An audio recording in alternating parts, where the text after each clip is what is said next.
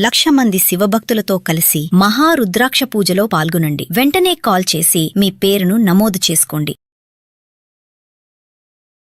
నమస్తే, welcome back to Suman TV. Present మనతో పాటు ఉన్నారు అనలిస్ట్ మందరి కృష్ణారెడ్డి గారు. నమస్తే సార్. నమస్తే అమ్మ. సార్, మనం ప్రీవియస్ ఒక వీడియోలో మాట్లాడుకున్నాం, అమెరికాలో మన వలసలు ఎక్కువైపోయి అసలు అమెరికానా ఇండియానా అన్నట్టుగా ఉంటుంది. మన వాళ్ళు అక్కడికి వెళ్ళిపోయి అక్కడ ఉంటూ జాబ్ చేస్తూ సెటిల్ అయిపోయిన వాళ్ళు అక్కడ దేవాలయాలు కట్టడము, మన హిందూస్ ఎవరైతే ఉంటారో ఈ భక్తి అంతా కూడా సేమ్ ఇక్కడ ఇండియాలో ఎట్లయితే పూజా విధానం, పూజలు, దేవుళ్ళని పెట్టడం, గుళ్ళు పెట్టడం ఇవన్నీ చేస్తూ ఉంటారో సేమ్ అమెరికాలో కూడా అలాగే నిర్మిస్తున్నారని చెప్పేసి ఎక్స్ లో కొంతమంది విమర్శలు తెస్తున్నారు.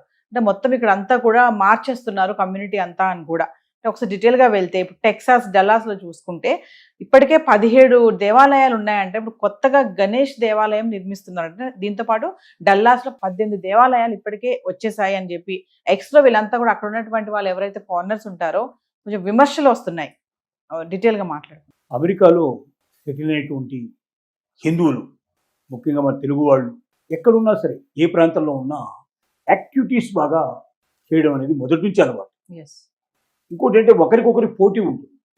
ఉదాహరణకి తానా అనేటువంటి ఆర్గనైజేషన్ తెలుగు కల్చర్కు Telugu association of North America అని తానా అనేటువంటి పేరుతో ఓపెన్ అయింది. తర్వాత కొన్నాళ్ళు అయిన తర్వాత దీంట్లో అంతా కూడా తానాలో కమ్మాస్ బాగా డామినేట్ చేస్తున్నారు, ఆంధ్రాస్ బాగా డామినేట్ చేస్తున్నారు. తెలంగాణ వాళ్ళకి ప్రత్యేకంగా ఇంకోటి ఉండాలి, తెలంగాణలో రెడ్డిస్ డామినేషన్ ఉంటుంది, ఇంకోటి సపరేట్గా ఉండాలని ఆటా అని ఇంకోటి ఓపెన్ చేశారు. అమెరికన్ తెలుగు అసోసియేషన్ ఓపెన్ చేశారు. ఇప్పుడు ఏమైందంటే అది ఒక 10-20 ఏళ్లలో ప్రతి ఊరికి ఒక సంఘం ఏర్పడింది. ఒక సంఘం అని చెప్పడానికన్నా ఇంకా సంఘాలు ఏర్పడ్డాయని చెప్పడం చాలా అవసరం. ప్రతి స్టేట్లో మళ్ళీ అక్కడ ఉన్నటువంటి టౌన్స్లో తెలుగు అసోసియేషన్స్ కుప్పలు తెప్పలుగా ఏర్పడ్డాయి. ఇవాళ కొన్ని వేల అసోసియేషన్స్ ప్రారంభమైనాయి. ఒకడిని మించి ఒకడు ప్రోగ్రామ్ చేయటం. ఇండియా నుంచి మొత్తం ముఖ్యంగా తెలుగు సినిమా యాక్టర్స్ని, అలాగే తెలుగు కల్చర్కి సంబంధించిన వ్యక్తుల్ని, ఇక్కడ గొప్పవాళ్ళు అనుకున్న వాళ్ళని, మేధావులు అనుకునే వాళ్ళని, రాజకీయ ప్రముఖుల్ని అందరినీ తరలించుకొని పోతారు. వాళ్ళే టికెట్ ఇచ్చి తీసుకుపోయేటువంటి కల్చర్ ఉంది. అమెరికా చూడాలనుకుంటున్న వాళ్ళు చాలామందికి ఇది ఒక అవకాశం, వీసా ఈజీగా దొరుకుతుంది కదా అని చెప్పి వెళ్ళేవాళ్ళు ఉన్నారు. ఈ సందిట్లో సడమే అని ఈ దాంట్లో అక్కడ భర్తలు ఉద్యోగాలు చేస్తుంటే భార్యలు ఇక్కడి నుంచి వెళ్ళిపోయి ఈ వీసా తీసుకొని వెళ్ళిపోయి అక్కడ సెటిల్ అవ్వడం, భార్యలు ఎక్కడ ఉంటే భర్తలు వెళ్ళిపోవడం, ఇలాంటివన్నీ కామన్గా జరిగేటువంటి పరిస్థితులు ఏర్పడ్డాయి. ఎందుకు కల్చరల్ అసోసియేషన్ గురించి చెప్పానంటే ఇదే రకమైనటువంటి పోటీ అన్నిట్లలో ఉంది. ముఖ్యంగా దేవాలయాల విషయంలో కూడా ఇలాగే జరిగింది.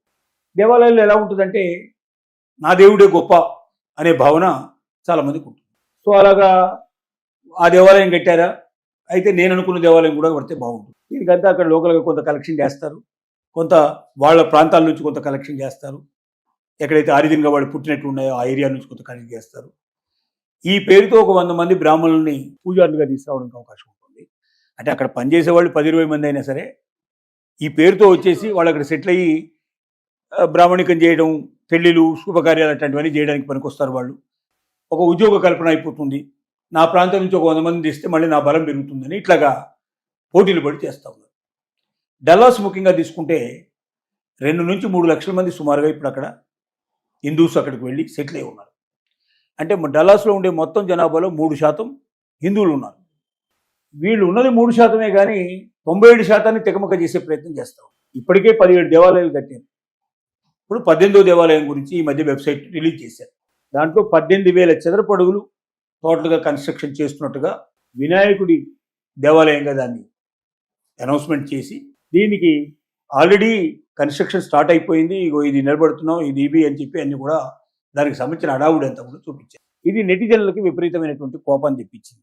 అంటే లోకల్గా ఉన్నటువంటి ఎవరైతే ఉన్నారో 97% మిగతా వాళ్ళు ఉన్నారు, వాళ్ళంతా కూడా దాంట్లో మళ్ళీ వేరే దేవాలయాలు కట్టుకున్న వాళ్ళు, ఈ దేవాలయం మీద ఆసక్తి లేని వాళ్ళు, దీనికి వ్యతిరేకంగా హిందువులు కూడా కొంతమంది రకరకాల కామెంట్స్ ప్రారంభించారు. ఒక దేవాలయం కడతారు, 100 మందిని తీసుకొస్తారు, ఆ పేరుతోటి ఇక్కడ సెటిల్ చేస్తారు అని ఈ రకంగా కొంత విమర్శలు. తర్వాత దీపావళి, దసరా లాంటి పండుగలు ఇప్పటికే అక్కడ మారుమోగే పరిస్థితి ఏర్పడింది. మన వాళ్ళు ఇంట్లో చేసుకోరు కదా, ఏదంటే బయటకు వచ్చేసి ఊరేగింపులు, వ్యవహారాలు, మేళతాళాలు ఇవన్నీ ఉంటాయి. ఆశ్చర్యం ఏంటంటే ఇండియాలో ఏదైనా కావాలంటే మేళతాళాలు తొందర దొరకవు, కానీ అమెరికాలో తొందరగా దొరుకుతాయి. ఇట్లాంటి వ్యవస్థలన్నీ అక్కడ అన్ని సప్లై చేసేందుకు రెడీగా ఉండేటువంటి వ్యవస్థను తయారు చేస్తున్నారు. ఈ పద్ధతి లోపల వినాయకుడు విగ్రహం కట్టినట్టయితే వినాయక నిమజ్జనం ఎట్లా జరుగుతుందో ఇండియాలో తెలుసు. వేలాది మంది ఊరేగింపుగా వెళ్తారు. దానికి దాదాపు 9 రోజుల పాటు వరుసగా పూజలు పునస్కారాలు జరుగుతాయి. అంటే మళ్ళీ ఒక పెద్ద సమస్య, పెద్దగా గందరగోళం ఏర్పడుతుంది ఒక భయం. డల్లాస్కి పోయినసారి ఎలక్షన్స్ లోపల వచ్చిన వ్యక్తి ఎవరైతే ఉన్నారో, డల్లాస్ హెడ్ ఎవరైతే ఉన్నారో, అతను ముస్లిం ప్రతినిధి ఈసారి ఎలక్ట్ అయ్యాడు. అసలే ముస్లింల గొడవ బాగా పెరిగిపోయింది. వాళ్ళు రంజాన్ జరుగుతోంది. ఈ రంజాన్ టైంలో వాళ్ళు రోడ్డు మీదనే ప్రార్థనలు చేసుకుంటున్నారు. తెల్లవారున 5 గంటల నుంచే మైకులనే మోగుతున్నాయి. ఇవి వాళ్ళకి బాగా చికాకు తెప్పిస్తాయి. ఎందుకంటే వాళ్ళు పక్కింట్లో టీవీ మోగితేనే వాళ్ళు వెంటనే కేసు పెడతారు. పిల్లాడు ఏడిస్తే కేసు పెడతాడు. అలాంటి పరిస్థితుల్లో 5 గంటలకల్లా అలా అని కొన్ని వందల వేల మసీదుల్లోంచి ఒకేసారి వస్తే మనమైతే భరిస్తాం తప్పనిసరిగా, కానీ వాళ్ళు భరించరు.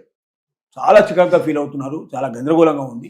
ఒకవైపున ముస్లింల గొడవ ఇట్టా ఉంటే, హిందువుల గొడవ ఇట్టా ఉంటే, ఇట్లా వీళ్ళు ఇండియా నుంచి వచ్చిన వాళ్ళు మమ్మల్ని నిద్రపోనివ్వరా, మమ్మల్ని బతకనివ్వరా అనేటువంటి ఒక భయం వాళ్ళకి ఏర్పడింది.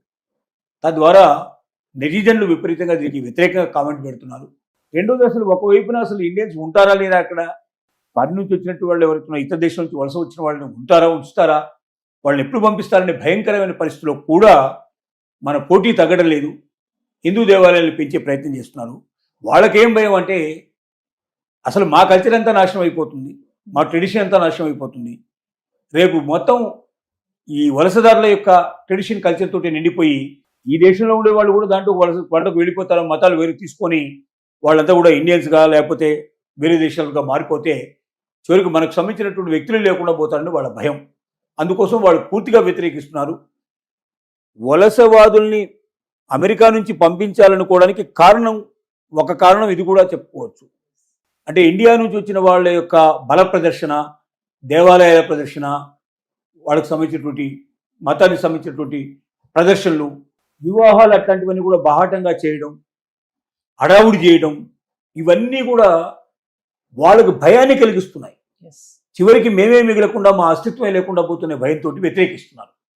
ఇది అమెరికన్స్కు ఇండియన్స్ మీద, వలసవాదుల మీద కోపం రావడానికి ఇది ఒక మేజర్ కారణమని మనం గ్రహించాల్సిన అవసరం ఉంది. కొంతకాలం కనీసం ఈ గొడవలన్నీ అయిపోయి ట్రంప్ పూర్తిగా ఈ 2 ఏళ్ల పరిపాలన అయిపోయేదాకన్నా హిందువులు కాస్త కూల్గా ఉంటే మనకు మంచిది.